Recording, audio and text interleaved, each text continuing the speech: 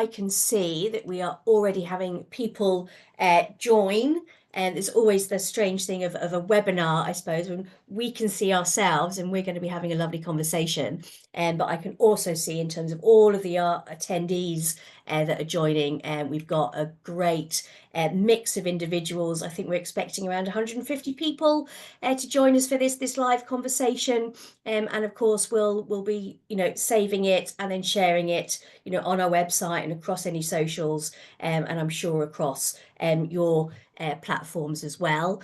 I'm Linda, so I'm director of the executive search practice at Prospectus. Prospectus recruits individuals into the charity sector and purpose-driven sector, social enterprises, businesses with a social purpose at all levels. And I was really interested to bring this fabulous panel together, made up of Helen, Joe, and Paul, as I increasingly hear from candidates their need and desire to work flexibly and work reduced hours, keep a really healthy work-life balance, and that continues to be the top priority for candidates when looking at new roles. With my clients, the employers who are looking to increase productivity and efficiencies, but also being really mindful of well-being and making sure that their policies and working practices attract great candidates. So here to help us think through that conundrum and share some of their experiences. We have some people that are going to talk to us about it. Great to welcome everybody that's joining. If you do have any questions as we go, just use the Q&A box at the bottom of the webinar screen. It says Q&A.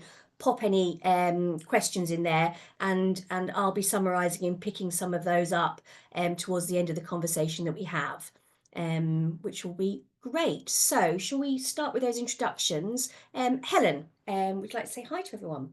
Hi everyone, and thank you so much for joining. There has been a lot of interest, so I'm really delighted that you're joining the webinar.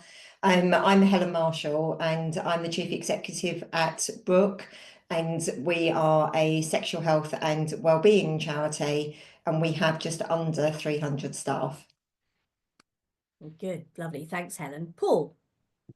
Thank you, and thanks everybody. Delighted to be here. My name is Paul Oliver and I'm the Chief Operating Officer for Citizens Advice Gateshead. So we are part of the Citizens Advice National Network, but we are a charity in our own right, and we are employing approximately 250 staff. Lovely, thanks, Paul. And Joe, do you want to say hi as well? Hi everyone. I'm Joe. I'm the campaign director for the 4-Day Week Foundation. We were the 4-Day Week campaign. We've just changed name to the 4-Day Week Foundation as of last week. Nice to be here. Lovely. All right. Well, fantastic.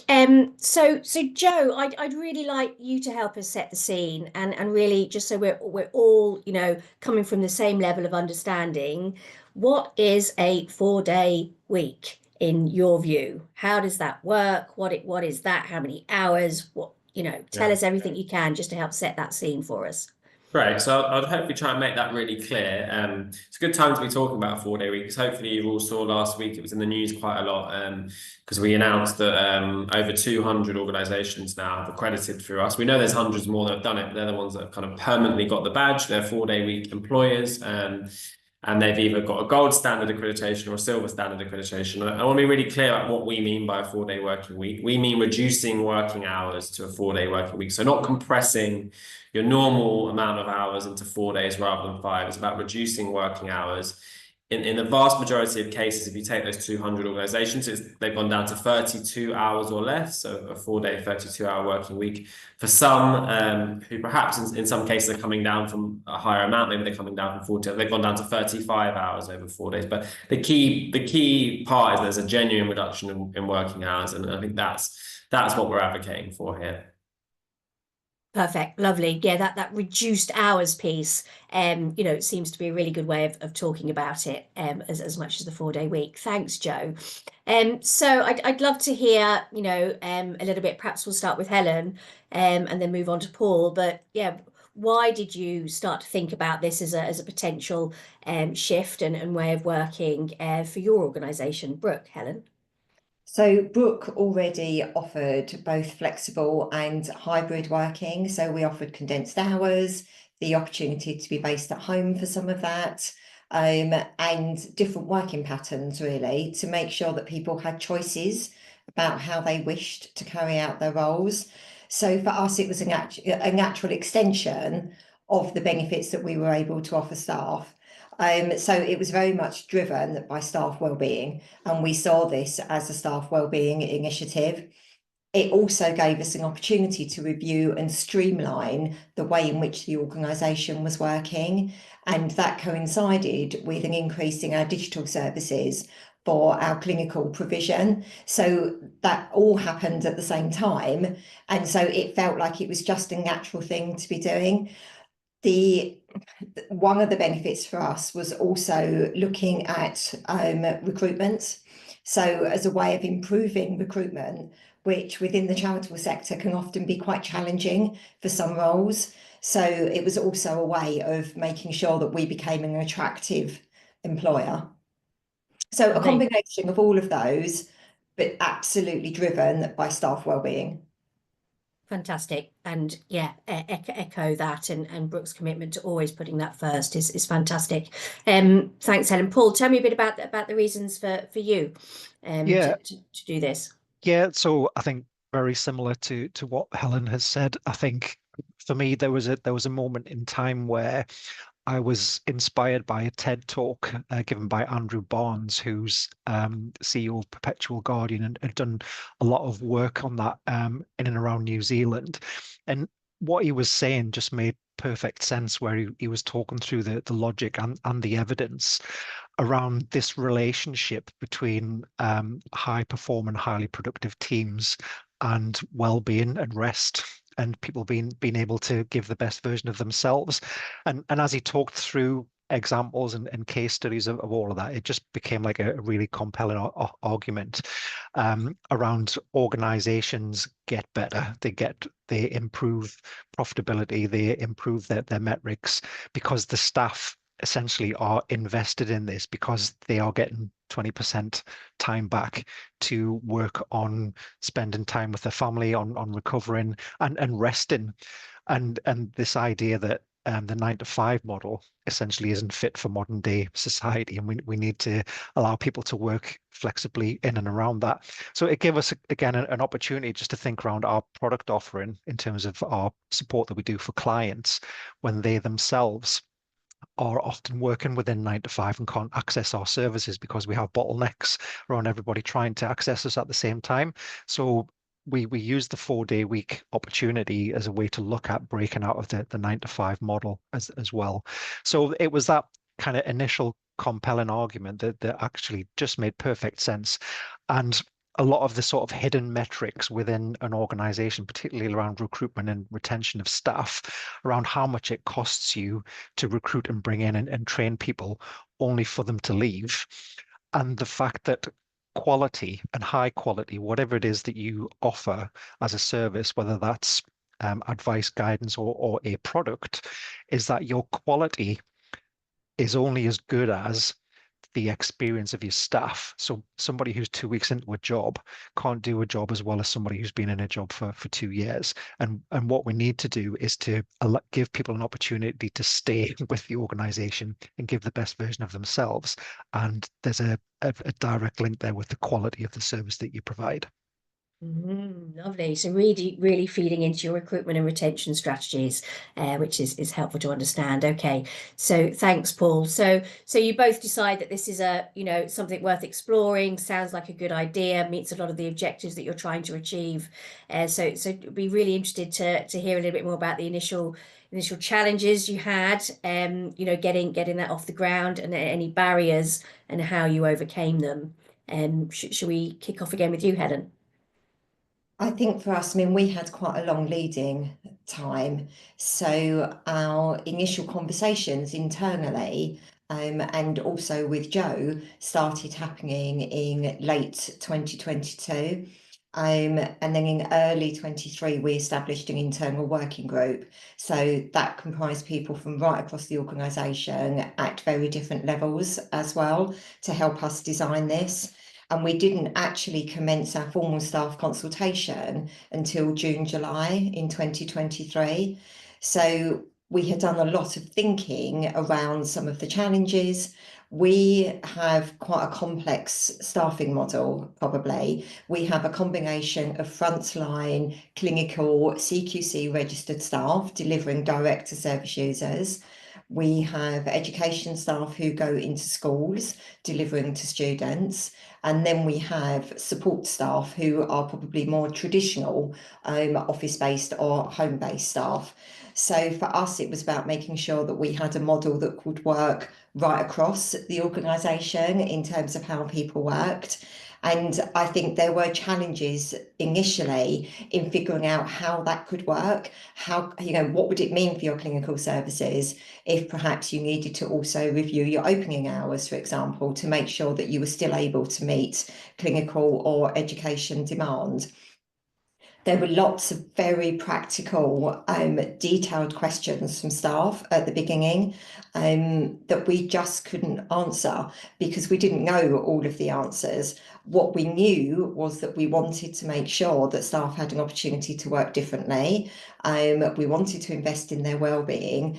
And then we worked out some of those details with our staff. And I think for us, that was really important. It's absolutely about making sure your staff and local teams can be involved in what this looks like, in what our pilot looked like for us. We piloted for 6 months between August 23 and January 24, and then we had 2 months for evaluating that. So I think the original challenges were really about the level of detail that we didn't actually know all the answers to. And I think we overcame that by having a really positive mindset and being quite open to listening to some of those challenges and what staff felt would and wouldn't work for them at a local level. Probably another challenge was the time resource that it required from that working group, who were also fitting that around their usual jobs. And everybody was enthusiastic and positive and willing, but we also did a lot of external research, which again requires quite a lot of time. Perfect. Thank you, Helen. And, we will go on to hear a little bit more. I know that 4-Day Week Foundation were instrumental in helping you with that research. But yeah, that ability and time to test and trial sounds crucial. And Paul, love to hear a little bit from your perspective on that. Yeah, so from our perspective, after being inspired by that initial talk and agreeing that it warranted looking into further, we had some discussions with our trustee board and talked about the opportunity that we had to enter the first UK trial. So we were able to give some assurances to the board that this was a fixed time trial that we would work towards, and we would have the support of the 4-Day Week organization, but also peer support from other people who were doing the journey for us. At that point, once there was some enthusiasm to take that forward, we did a survey with our staff, firstly, just to see if they were interested. As you can imagine, that was very positive. So we had over a 90% positive response rate. And interestingly, the people who were either a bit reserved or a bit hesitant about that, actually it was more to do with their understanding of what the 4-day week meant, because they were actually, oh well, we can't close for a day because that means we would see less clients, and actually at the heart of it and what we do within the charity sector, we want to make sure that our clients and the service that we provide is the best that it can be, and people thought that there would be a detriment to client offering as part of that. So from there, we then did some discovery groups where we invited the full staff team to join one of these discovery groups, where we essentially outlined the framework of how this would work. And the model that we talked around with this being linked to productivity is the 80-100-100 rule, around 80% time for 100% salary for 100% productivity, in the sense that when you are here and present at work, you give 100% into energy into your work, and the reward is that you get 20% time back. And the important thing around how that works, in the sense that the leadership in the organization sets the framework and the culture around, this is how we're going to operate. So some of the productivity hacks around, meetings should only be 30 minutes long, take all of the inefficiencies out of your day, don't interrupt people, because interruptions are a big part of your day where you become distracted and then you have to re-engage with what it was you were doing, and all the stats around how unproductive interruptions are, and just dropping the notion that in spite of the fact that people think they might be productive, they're not. And that's not that we're calling people lazy. We're just saying that there's a difference between being busy and being productive.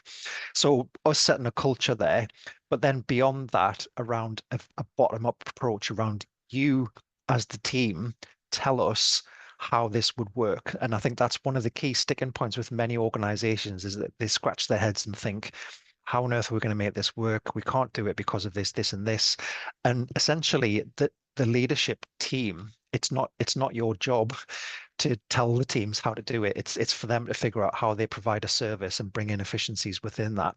So we talked about that, and then basically we set up a load of breakout rooms and just asked people to talk about productivity hacks and ways in which they can do it. And the surge of energy that came from that, around different people in different teams saying, well, I do this and I do this, and have you tried this and have you tried that? And people who'd never talked to each other before, who operate in different teams, were instantly sharing all of these great ideas around what we could do, because they were so invested in making something work that was for everybody's benefit.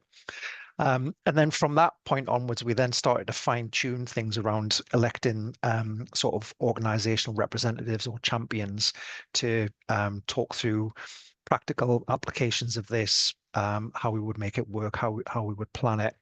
And then from that point, it was essentially around how we plan for the implementation of going into the trial. And just from a practical point of view, talking to other organizations who've gone down the same path and getting some practical advice off them. So at Citizens Advice Gateshead, we offer information, advice and guidance in person, but remotely as well, via telephone and web. So we were talking to contact centers who'd ran 4-day week and talked to them about how they managed that around production planning. So our metrics are very tight on those, where we have to answer the phone within a number of rings. We've got average call handling time targets. So some specifics in that sense, we had to almost delve into the micro to work out how we would work all of that. But essentially, I think what you need to do is just get to a point where you feel like you've done enough planning, you've got enough stuff figured out, but not all of it. And some of the stuff you're going to have to figure out on the way. And again, I think that is a sticking point with some people, is that they have a disaster story in their head around everything that could go wrong. And I think as long as you've mitigated for the risks that you do know, and you are taking that leap of faith with that knowledge and understanding, then you can kind of take forward from there. So there was a load of stuff that we had to figure out on the way, but it's that idea of momentum once you get started, that you've got that foundation to work on, and you figure out the rest of it as it comes in. Lovely. No, sounds like a great mantra for lots of things. Let's just try it out, right? But lovely to hear a bit more about the collaboration that it inspired, both, within your organization and perhaps with other like-minded organizations that have done it as well. That's really, really good to hear. I'd just like to touch a little bit more on, still, before you start or while you're in that trial period, anything that was helpful in terms of ensuring that your board were on board or not, or challenges that you got at that level. Would love to hear either of you speak to that. Perhaps Helen, do you want to start? So we had a very supportive chair and board, and I think for us, we involved them at a very early stage. So at the point, it was really just an idea, to see what they thought about it and what their experiences were as well. So they acted really as external champions as well, and they were really proud that this is what the organisation was doing. There was a recognition, however, that this was an operational decision that was led by the chief executive and the senior management team, as opposed to being a board-led initiative. And I think we went into the pilot as this will be a permanent change unless the pilot proves otherwise. So we weren't testing whether it was something we actually wanted to do. We went into it knowing we wanted to do it and hoping that the pilot would support that decision, but recognizing that if it didn't, then we would absolutely review. So from a board perspective, they knew that what we were planning to do was introduce a permanent change. They didn't, it wasn't that we were speaking to them about we're going to pilot it and we'll come back to you. And I think for us that was quite important culturally as well. I think alongside the board, and I see there's been a question in the chat, was involving our external commissioners, because Brooks Clinical Services are commissioned by the public health leads in local authorities. So it was really important to us that we spoke to our commissioners as well and that we involved them in that consultation process. We had, I mean, they were very supportive, really interested in what we were doing. I think we did have one local authority who was less keen until the lead commissioner then discovered that actually their own local authority was introducing a 4-day week, of which they had been unaware. So we absolutely talked about, we measured on KPIs, and it's actually about KPI performance, as opposed to the number of hours that your staff work in order to achieve those KPIs. Fantastic. No, love the mindset piece there. We are going to do it, and we're all committed to this. And certainly let's keep the board strategic if we can, and keep everybody else operational. Fantastic to hear. Thanks, Helen. Paul, was your experience similar, different? Tell me a bit more. Yeah, very similar to Helen, that we had a very supportive board who were very willing to support us in taking that forward. And I think, yeah, in terms of the trial itself, it was, we were definitely in this for the long term, but we had the opportunity of the trial just to kind of see if it worked, almost just a step by step.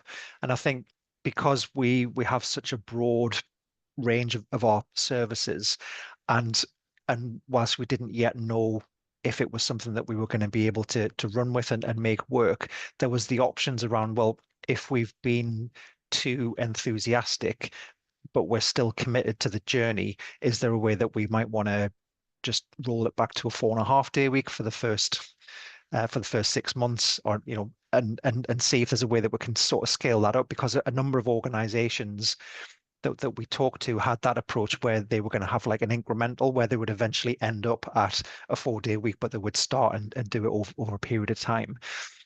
But actually, once we jumped into it and we ran with it, the enthusiasm was such that we just stuck at it.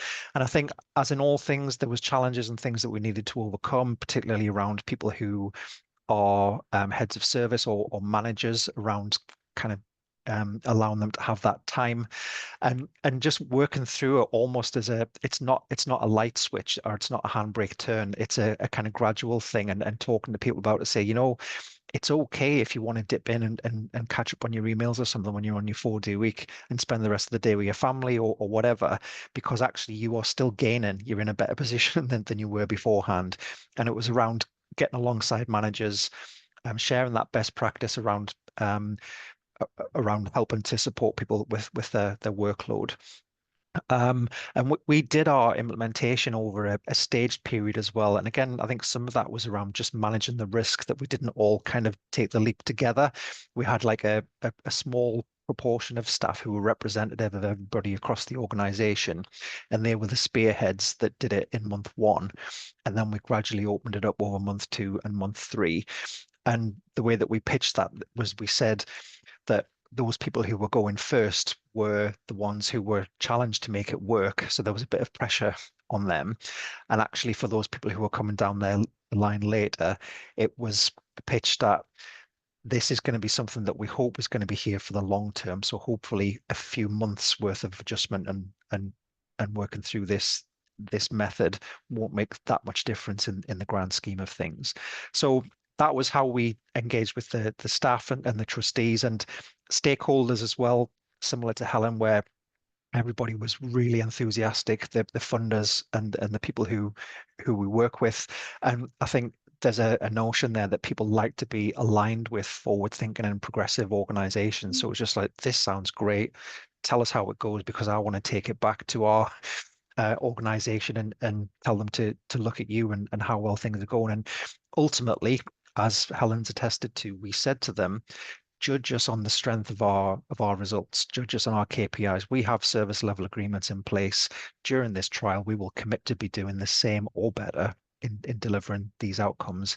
And for each service, every time, and interestingly enough, as part of being within the National Citizens Advice Network, we have shared contracts with other citizens advice offices nationally, where we work on a shared service. So there was times where our KPIs were being compared against other citizens advice delivering the same service side by side, and ours were the same or better on a 4-day week. So again, the proof's in the pudding that if you say to them, judge us on our results, and then we'll take it from there. So our results were really good. So that's where we got to.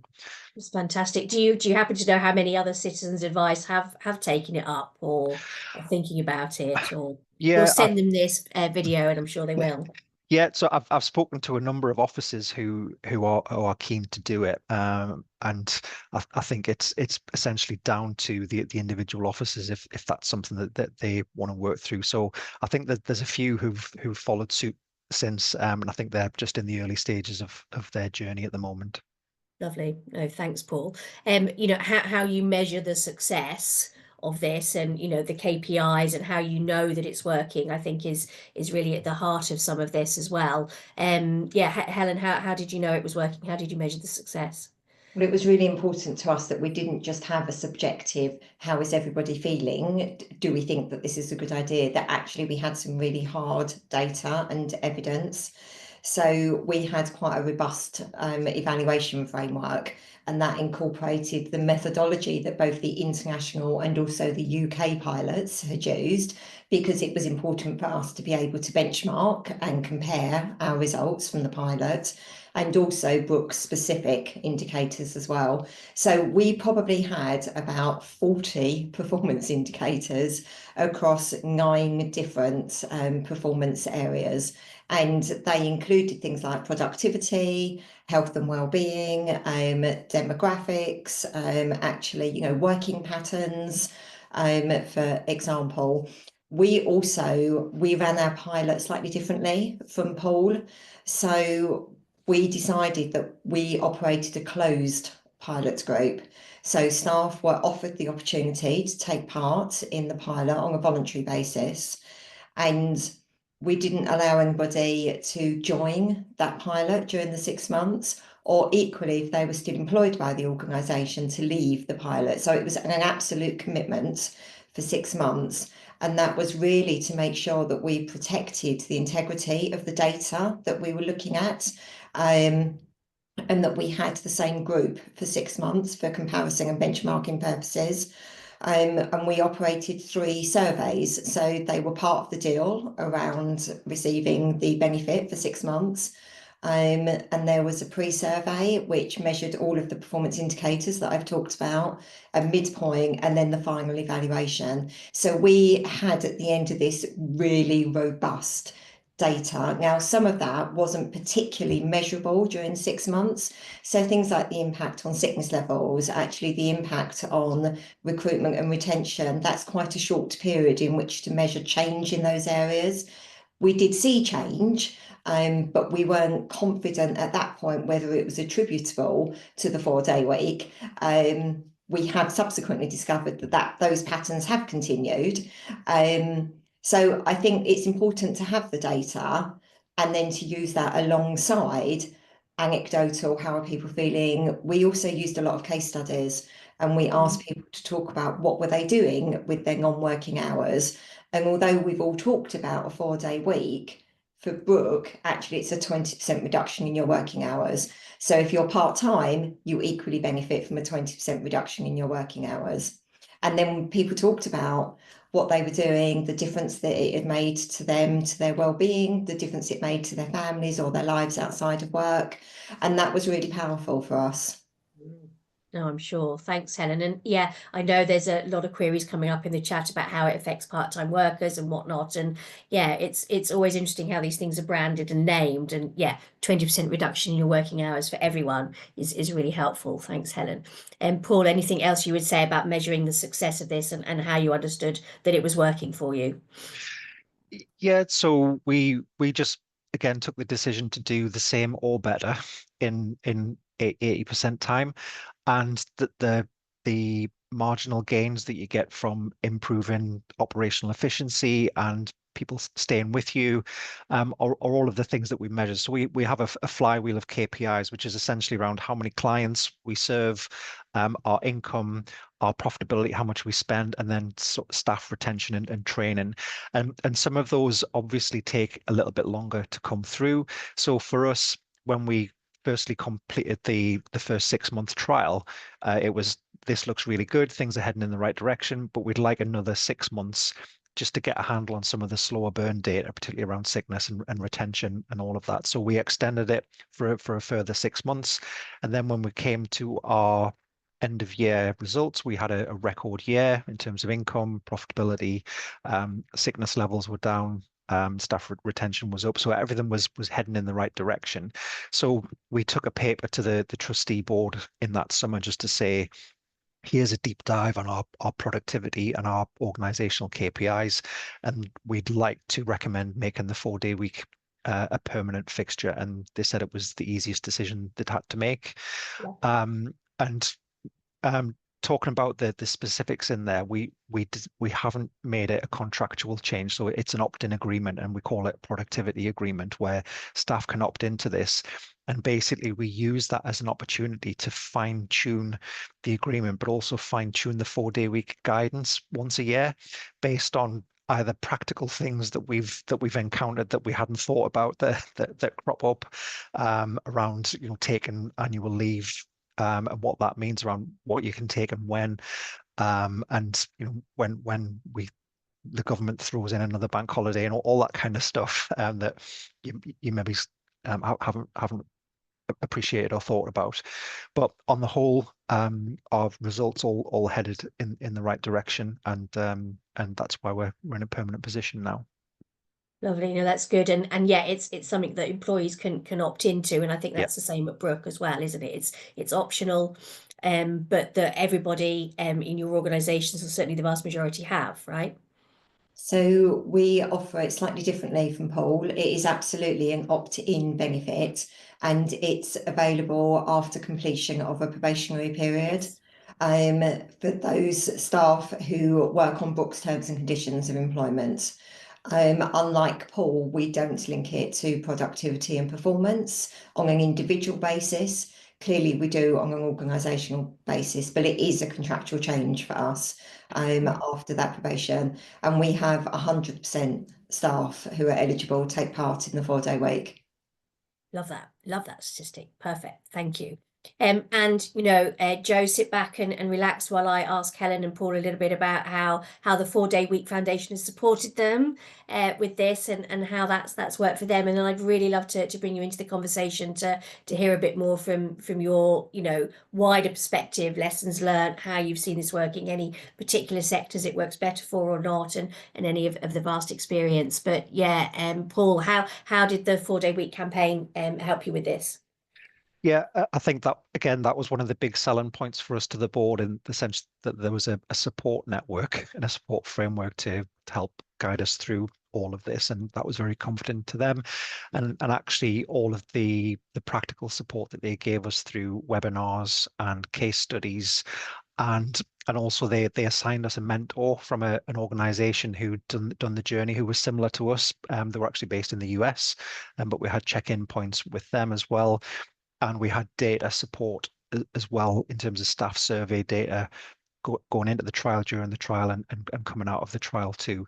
So actually having that organizational expertise at hand and the peer support from that as well was really valuable.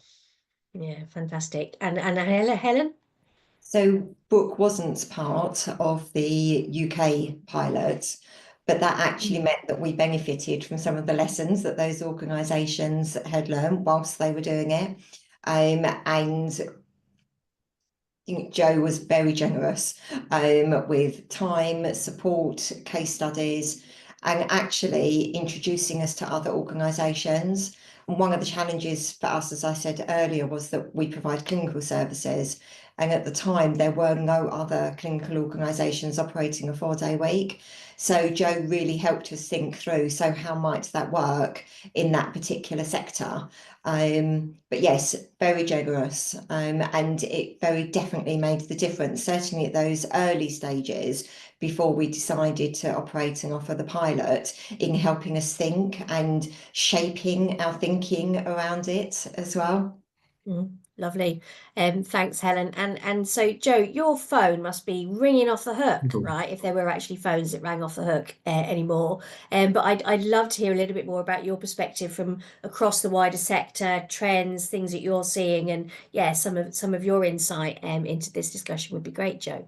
Yeah, it certainly has been a bit like that for the last week anyway, back-to-back media interviews and requests, but more excitingly, back-to-back requests from organisations who are looking at this and exploring this. And I think the exciting thing for this call is that, the charity, not-for-profit, NGO sector more widely, it is one of the sectors that is leading the way on this. We are seeing an increasing amount of organisations either trialing it, permanently adopting it, exploring it, which is exciting. And I think for those that are now considering this, as Helen was saying, there's a whole bank of evidence now which does kind of, lead the path out ahead of you in terms of what's needed to be done. And I think there's an acute issue sometimes for the kind of charity sector, which is that, it's often the kind of work that people really believe in, that people really value the work that they do. It's really important work, but sometimes that can come at the expense of putting in too many working hours, getting burnt out, not knowing when to stop. And I think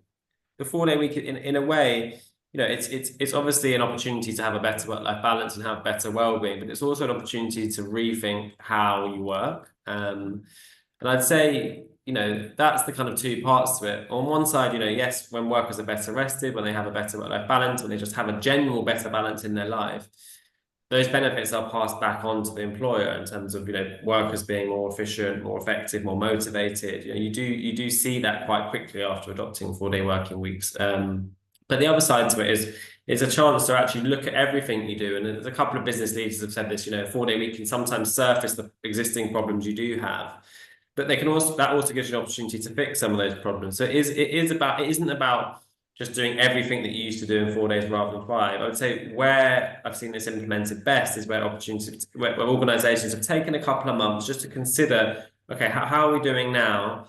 Okay, we've got this team over here is suggesting there might be problems if they move to a 4-day week. What's going on there? And there's always inefficiencies in any organisation. There's always areas where some people are probably working disproportionate amount to others. There's all sorts of problems which can be, but you can use the 4-day week to fix those problems. And I guess it is, in some ways, it is moving towards a more focused and output focused way of working. But I think that's a positive step. And too often, and I know there was a question in the chat about this, too often we do hear from trustees and boards, we don't know how to measure performance, don't know how to measure productivity. And I'd say that's where you need to start, because if you don't know how you're measuring the success of your organization, I would say that's probably a problem. And if you can really focus in on that, not only can you give people better work-life balance for a 4-day week, you can also improve the effectiveness and success of your organization by moving to a 4-day week. I've certainly worked with many, and I think definitely for the 4-day week foundation, having a 4-day week allows us to be more successful because we're much more focused in our 4 days.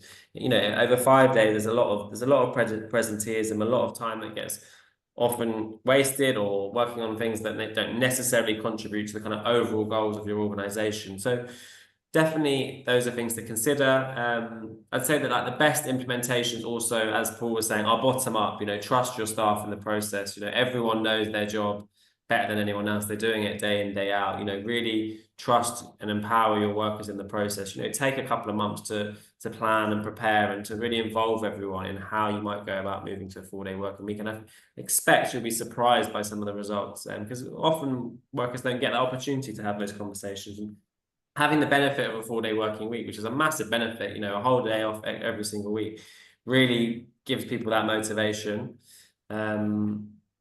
think that's probably enough for now. That's lovely, Joe. Thank you. And I mean, have there ever been any organisations or sectors where you've thought, do you know, actually for this, it's not going to work? Has you know, has that happened yet?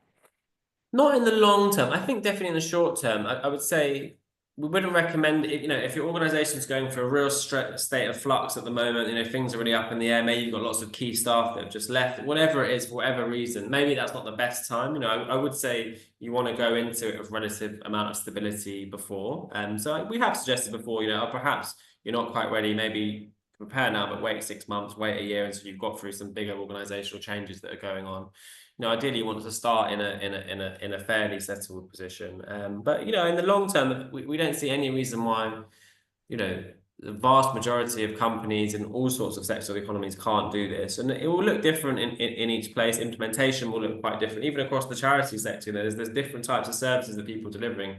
Implementation is going to be different. And it may be that in some cases, you know, it's a more gradual reduction. Maybe jumping straight into a kind of 30-hour 4-day week might be too far. Maybe it's a more gradual. You might want to not go to a 9-day fortnight first and then move to a 4-day week. You know, there's different ways of doing it. But you know, the ultimate goal is to get to that 4-day week, because it is a much better way of living, and I'm sure Helen and Paul can attest that it is a much better way of life, and I think, you know, employers get those benefits as well. Yeah, no, but I totally believe it, and it's really, really good to hear about. Perfect. Okay. So, again, Helen, Paul, and Joe, just anything else in terms of lessons learned, you know, things you might do differently if you're embarking on this again. Any top tips that haven't already been shared? Anything else you'd like to add? And then, yeah, I'll start having a look through some of the questions that perhaps we haven't had chance to go through. And see if we can rattle through some of those. But yeah, Helen. I think Joe's touched on implementation and how that looks different across different sectors and perhaps different organisations. Actually, for Brooke, that also looks different within the organisation. So it's really important to involve and trust your staff, because they know their local services, and we have staff dispersed across England and Wales. They know their local services and the need and their jobs better than anybody else. So we have a variety of different implementation models, because we allowed local managers to make the decisions with their teams as to how that looked and how that worked best. And then we collated all of that information and measured it in exactly the same way. So I think trust your staff, be open around how you might implement it within your organisation.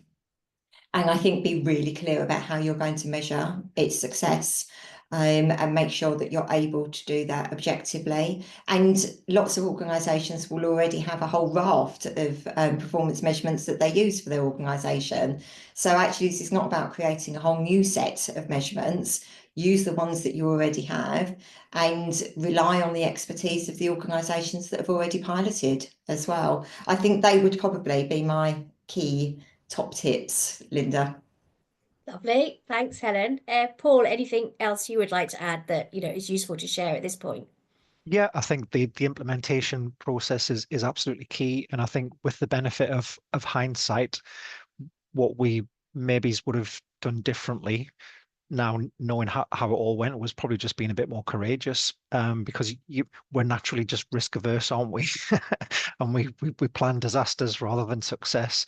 And you know, we had a long list of all of the stuff that would go wrong, and none of that happened. And for us, the thing that we would have done differently, instead of doing it over stages, we would just done it all at once, because it's important as a 4-day week organization that you establish your rhythm, like your 4-day week rhythm.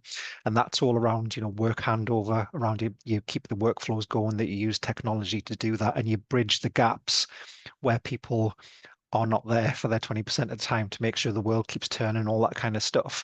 And what we found was that because we did it in stages, is that we almost had like a lag of people who were in their 4-day week rhythm and people who weren't.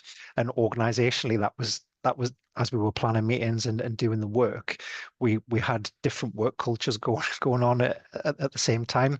And that, in one sense, it took a bit of time for everybody who joined the trial later to catch up with where everybody else was. And it took us longer to get all of the metrics and to establish our collective rhythm. So, I'm not advocating that people be reckless or anything like that, but I think from knowing how it went for us, I think we just could have been a bit more courageous and just gone for it from the outset. But that's our experience. There we go. Yeah, bit of courage and bravery goes a long way, and yeah, not trying to fix everything before you set out. Joe, I'd love to get your perspective on. I think particularly there's some interest in, how you set the non-working time, whether it's 20%, how it works for part-time employees is still coming up, and how you make working days more productive. Wouldn't we all like to know that? But yeah, anything you could do to speak to some of those topics, Joe, would be fantastic. Sure. Yeah, so there's not the 4-day week can be implemented flexibly to a range of different variations to suit an organization's needs. Obviously, the most traditional is a kind of Friday off for everyone, 4-day working week. Everyone has a Friday off, and if that's possible, that probably is the best way of doing it. Definitely anecdotally, we definitely hear from workers there's something transformational that happens about having a kind of 3-day weekend every single week, that having that proper time off work and then coming back is really good for sort of being refreshed. But obviously that's not going to be possible in all cases. And obviously the 9 to 5, 5-day working week still does dominate. I think it's the last survey I saw was about 60% of people were still doing a 9 to 5, 5-day working week. So we have to recognize that is still the normal way that people are working. So within that context, hopefully that's going to start to change and shift over time. But with that context, there are going to have to be different variations. And it's very common for 4-day week accredited companies for us to rotate their days off. You might have some staff might do Monday to Thursday, some staff might do Tuesday to Friday, and that's the case at South Cambridgeshire District Council, we're the first council to move to a 4-day week, or different variations. There might be different rota patterns, people swapping around because you want to maintain that 5-day coverage perhaps, but that's possible. As long as you're, from our point of view, as long as people are moving down to a 32-hour working week, it doesn't really matter what days they're doing them on. It's about getting down to that 32 hours. Part-time, I would say on part-time staff, that is the one that can be the biggest headache and just take the longest amount of time to work out what your solution is. It's definitely, there are workarounds, but it just can take a bit of time, particularly if you're an organisation that has a significant number of part-time staff. I won't go into too much detail. On the 4-day week campaign website, 4dayweek.co.uk, there is FAQs which goes through it in more detail. But I mean, the main options we've seen on part-time workers are either to increase the pay of staff working part-time. Obviously, for some that might not be possible. Reduce the hours of part-time staff in line with the reductions for full-time staff. Adjusting annual leave entitlement to recognise the large uplifts of giving part-time workers more annual leave. And one option we've seen work quite well is allowing part-time staff to accrue that extra time off. So rather than them getting an extra hour off or sort of random amount of hours each week, they accrue that time off until they build up to whole days off. So there's some options there. And it may just take some time to work through those, having conversations with different part-time workers. You've got to see which solution is going to work best. Yeah, there's so many different options, and yeah, I think the best advice what you've heard is you speak to your employees, get them to come up with the solutions. And I'm sure many a part-time worker has nailed any productivity hacks that there are to find as well, and we could learn a lot from individuals that are already working in that way, I'm sure. Was there anything around, increasingly we're working with organizations who are fully remote, have a fully remote organization. Do you think there's anything in terms of, any differences that you would advise for an organization working in that way in terms of ensuring that team bonding and productivity is still at the heart of ensuring those casual interactions? I think it's just about being clear that I see the 4-day working week as part of the wider move towards flexible working. Ultimately what workers want is more freedom and more autonomy from work. It's all kind of part of the same thing. But so I do think if you've got a hybrid working policy in place, if you've got flexible working policies in place, you may want to review those as part of moving to 4-day week, because there may be, there obviously are benefits to working in an office sometimes. I'm not saying people need to be in the office all the time, but it might be that you might want to say, well, actually, as part of moving to a 4-day week, we want people to be in the office 1 day more. I don't know. It'll be different for each organisation. There'll be different solutions, but I think it's worth considering it all as part of the same parcel, making sure you get to a place where you're happy with, how everyone's working, whether it's hybrid, from home, in the office. I think it's the 4-day week will change the way you work, so naturally you do want to consider that alongside the other benefits, for sure. Yeah, I think it is increasingly sounds like it's using it as an opportunity to look at all aspects of your organization, the culture, the productivity, the working ways, and how to improve them. So yeah, and I think Georgie and my colleague has put a link to your website, Joe, where there is a lot of really helpful information and some other information around videos and other people sharing their experience. And yeah, I know that the 4-Day Week Foundation is really keen to help support any organization on this journey. Unless there was anybody else in terms of the panel and the speakers would like to share, I think that has been a really helpful insight into the 4-day week. Perhaps we should be thinking more about the 20% reduction in working hours. Not as catchy, appreciate that. But great to hear that the charity sector, the purpose-driven sector, is leading the way. Really excited to hear about organizations interested in their employer brand, right, and being seen as a great place to work. That helps you to attract and retain really good talent. And to thank you all for your time, your advice, and your insight. And I know that all of you have been called on a lot to talk about this and to share your knowledge and experience. And I'm just hopeful now that you can drop people a link to this video and this conversation, and that will save you some of your own time so that you can be more productive in the work that you're doing. So thank you, Paul, Helen, and Joe, and yeah, wishing everybody who's joined us a really good day. Thanks a lot. Bye. Thank you.